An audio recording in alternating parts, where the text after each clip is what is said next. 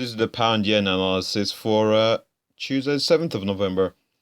Now, let's just have a look how prices have developed over the past. Let's just grab the pen actually. Yeah, let's see where we are. So, we did see a bit of a sell off last week. We did have the pound related news, the bearish rate hike, well, somewhat dovish rate hike. And as indicated by that, there's news candle. We did see price come all the way down to this level here, in around this around 149. We're looking for possible bounces around the 149 for looking at levels below. So we did cross below this 149, trade all the way below into the 148.70s actually. Let's just have a check to see how low did we actually go here.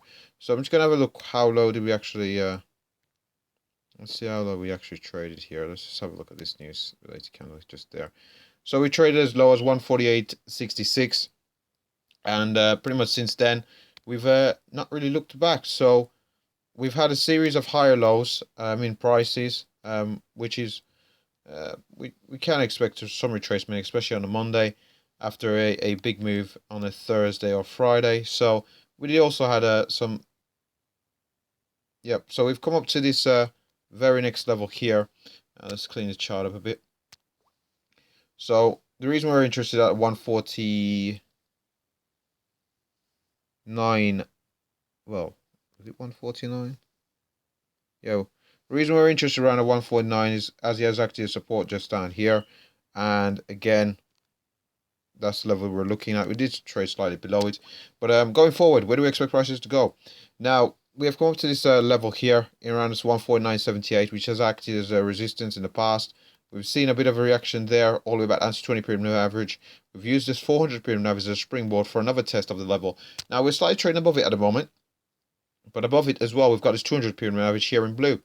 So we have to see how prices react to this 149.78, where we do consolidate, and if we do see some buying momentum coming to the market, we're targeting this weekly pivot here at 150.56, 150.56, above which we were looking again at 151.25. Those are the levels we'll be looking at.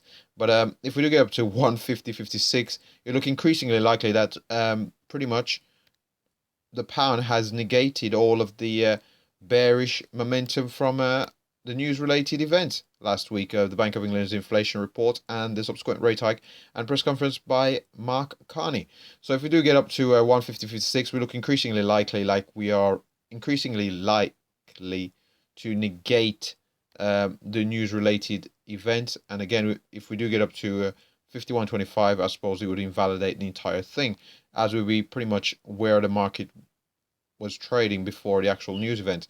But overall, as in light of the strong bearish momentum, we're looking for downside targets. So potential downside targets, if we do break down from this 149.78, as we are into an area of resistance at present, we're looking for price to come down to 148.46. We didn't quite get down there on the first attempt, but this might just be a retracement before we pull back down to this level, 148.46, before we could potentially see some buy side momentum come into the market for a retest of 149.78 just there.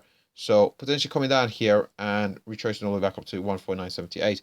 So if we do break down from 148.46 on the charts, we would be looking for let's bear with me a second here. We're looking at 147.35. Again, very strong level, 147.35 if we do break down from 148.46. Now to the upside, we've already mentioned the upside targets. I can't imagine price will get down to 147.35 without a fundamental news catalyst, but it's definitely a level we'll be looking at for later on in the week. So we're just going to have a look at the high time frames before just wrapping up here. So we're going to just have a look at the daily time frame first. Let's just get scale on here correct. So it's a similar story in a pound and a few other pairs. We've seen the news-related candle here, very strong bearish candle.